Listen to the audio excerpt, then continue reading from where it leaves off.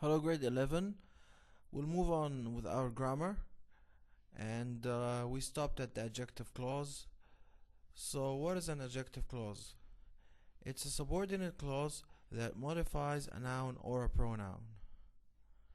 So, again, an adjective clause is a subordinate clause that modifies a noun or a pronoun. Remember, we said last time that a subordinate clause is a clause that does not hold meaning or does not make a full sense.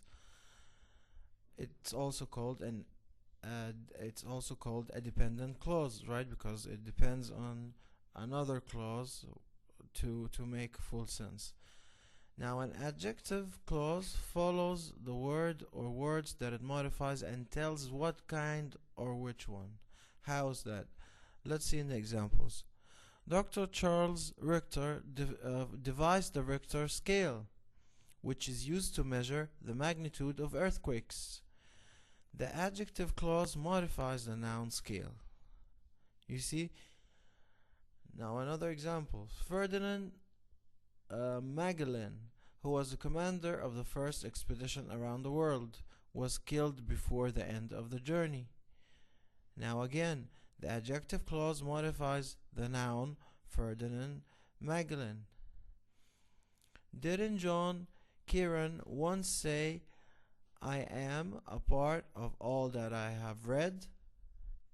The adjective clause modifies the pronoun all. Okay, very well. Relative pronouns, what are they? Usually an adjective clause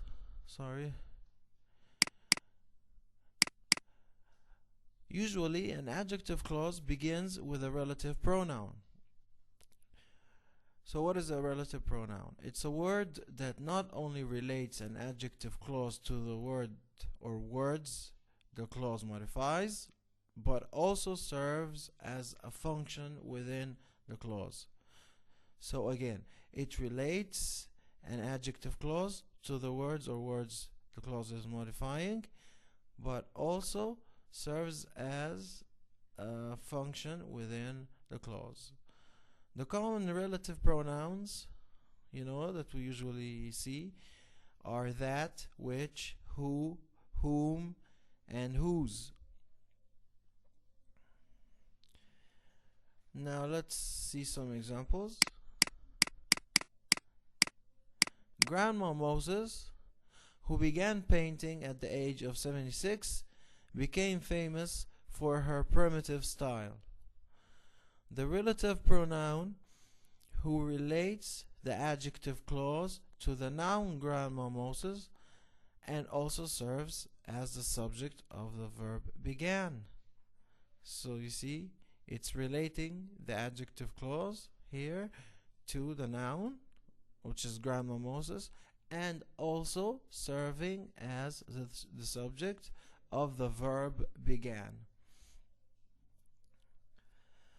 Another example. The treasure for which they are searching belonged to the Aztec emperor of Montezuma II. The relative pronoun, which relates the adjective clause to the noun treasure and serves as the subject for the preposition for. Another example. I have read nearly every novel that Shirley Ann Grow has written. The relative pronoun that relates the adjective clause to the noun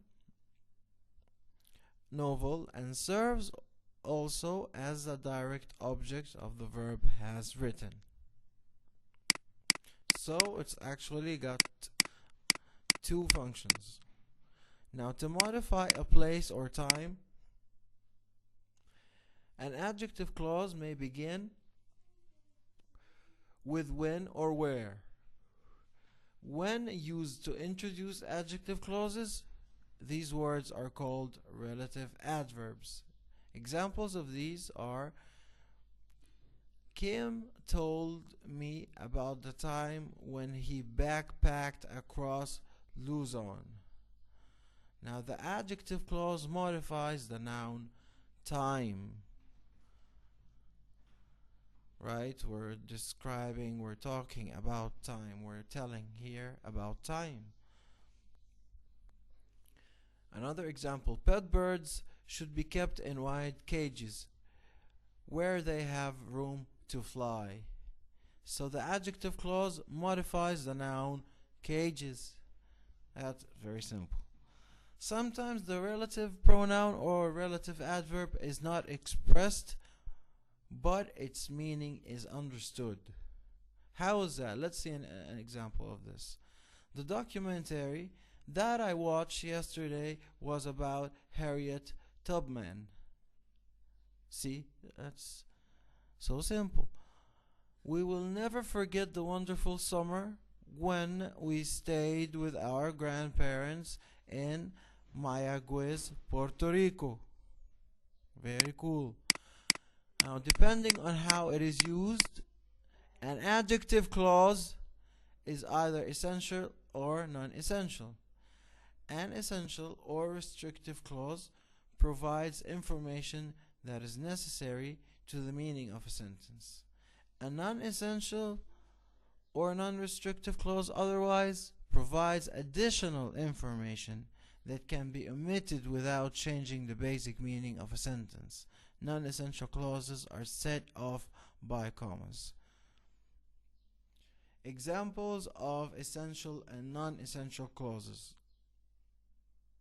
Students who are going to the track meet can take the bus at 7:45 a.m.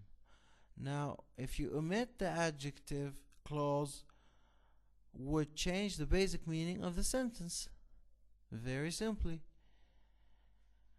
While in the non-essential case, Nancy Stevens, whose father is a pediatrician, plans to study medicine. Now you see the comma? So that makes it a non-essential clause, because we have learned that non-essential clauses are set off by commas. Also, the adjective clause gives extra information. So that's why it's non-essential. It's not so much important. So it's giving extra or additional information. Omitting the clause would not affect the basic meaning of the sentence, unlike in the essential clause. Okay. Now, identifying adjective clauses and the words they modify. Identify the adjective clause in each of the following sentences and give the noun or pronoun that it modifies. Then tell whether the relative pronoun is used as a subject, direct object, or object of a preposition in the adjective clause. Okay. If we check the example, Theo, who is the editor of the school newspaper, wrote an article about the inhuman treatment of laboratory animals. Now, who is the editor of the school newspaper? Theo, right? So Theo is the subject. Now, I want you to do the rest. I want you to do the same for the rest of the sentences. We've got 10 statements. I'll read them out for you. Statement number 1. Some of us have read Native Son, which Richard Wright published in 1940. Statement number 2. The book to which he referred was ordered yesterday. Number 3. Everyone in the stands at Wimbledon cheered for the player that had the better serve. Number 4. The fish that I caught yesterday weighed 3 pounds, but Sally's fish weighed 5 pounds. Number 5. The nominee for the prestigious award was a statesman whom everyone admired. Number 6. It's not easy to understand someone who mumbles. Number 7. They finally found my briefcase, which had been missing for 2 weeks. Number 8, please indicate the people to who we should go for help. Number 9, the guide advised those who enjoy Native American art to visit the new exhibit of hobby weaving and pottery. Number 10, the last one, in March, many countries have festivals that can be traced back to ancient celebrations of spring. Alright, very well, we'll stop here. I hope you don't hesitate to contact me, send me an email or call me or anything. Just remember, I'm always there for you, and we'll continue next time. So all of you, please take care and stay safe. Thank you very much, and bye bye.